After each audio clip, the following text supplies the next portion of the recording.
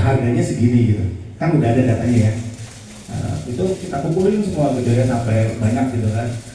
Nah, setelah itu baru dikasih si mesin nih belajar nih dari data ini gitu kan. Nah, setelah dia belajar, nanti ketika ada data baru, harganya kan nggak ada ya. Jadi ada customer baru mau beli rumah dengan kondisi yang dekat kota misalnya, luasnya segini. Nanti dia bisa tahu nih harganya segini nanti kira-kira. Nah, itu salah satu aplikasinya. Ya. Medical imaging ini kita bisa menebak nih, ini kayak kemarin pakai itu ya yang Google itu flexible mesin. Jadi dia bisa mengetahui ini sakit apa nih dari hasil scan gitu ya, medical imaging. Ya sangat terbantu sekali ya kita ya kalau sudah ada seperti ini gitu kan, dengan itu banyak apa ya. Kita capek-capek lihat data udah dari sini udah bisa ditentukan gitu, diperkirakan ya. Tentunya nanti ada akurasi ya Bapak Ibu. Nah, akurasi itu nanti kita lihat berapa persen ya, semakin bagus berarti harusnya hasilnya juga bagus prediksinya gitu.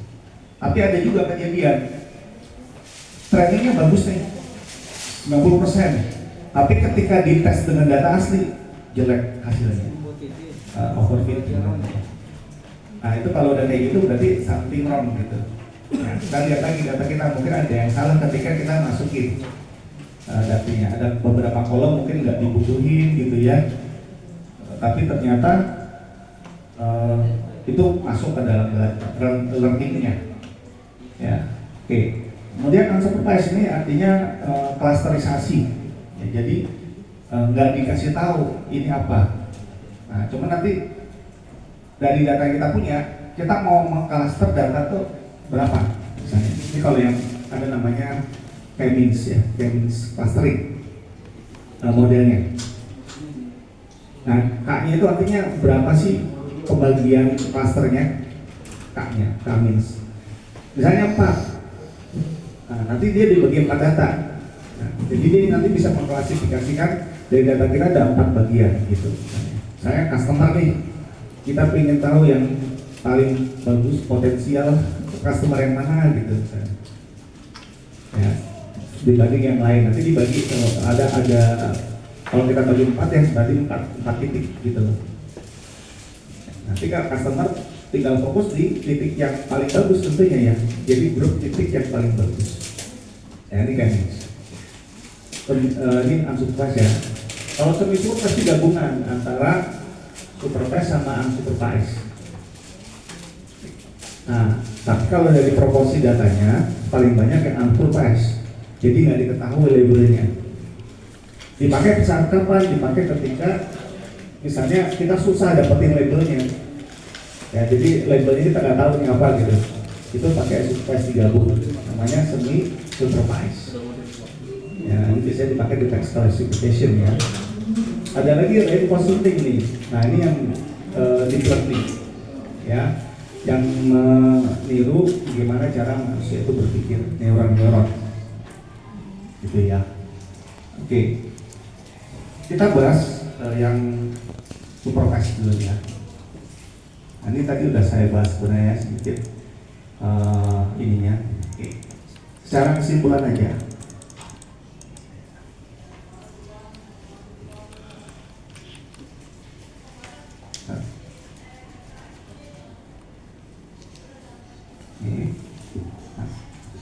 Jadi tadi kan ada 3 ya, ada 4 supervised, unsupervised, oke, kemudian semi sama reinforced ya. Oke, sekarang kalau kita bagi ya, ini pakai ini aja deh biar enak. New slide, tapi kita blending aja ya, biar bisa gambar.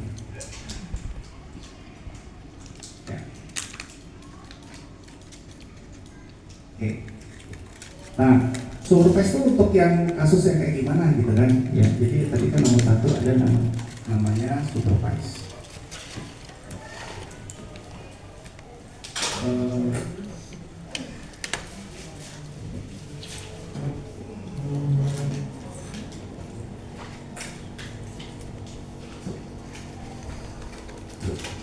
Oke. Supervise. Ya, supervise. Jadi kalau supervise itu untuk menghandle seperti apa gitu ya. Jadi ada namanya pertama untuk jenis masalah klasifikasi. Nah, kedua apa? Ada yang namanya regresi. Nah, apa nih? Gitu ya. Klasifikasi biasanya datanya bentuknya gimana? Targetnya itu berupa kategorikal. Di kuliah ada enggak? Di kuliah ada enggak? Katanya gimana? Iya, kuliahnya memang begini. Oh, Sering ya?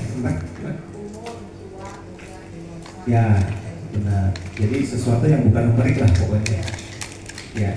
Nah, regresi untuk menghandle yang numerik. Gitu. Oke.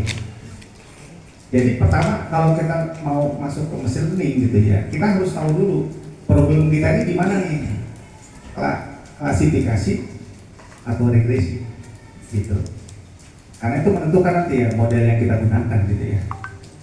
Nih saya kasih ini dulu ya, supervisor tadi kan tadi ya, terus apalagi unsupervised ya, supervised. Oke, unsupervised itu untuk handle apa? Ya, ini tadi udah saya jelasin ya, clustering gitu. Jadi pembagian cluster gitu. Jadi di grup-grup lah intinya ya, clustering. Oke. Nah, model yang digunakan apa ya? Kita masuk ke model yang digunakan ya. Jadi kalau klasifikasi sama regresi yang supervised nih, ya ada banyak. Ya, jadi kalau model yang digunakan ya, ini model yang digunakan. Ini model ya. Model. Nah, pertama apa? Misalnya ada yang namanya logistic regression. Misalnya saya kurang fokus ya. Logistic regression. Ada lagi namanya decision tree. Pohon keputusan ya, decision tree. Ada lagi yang namanya random forest. Random forest ini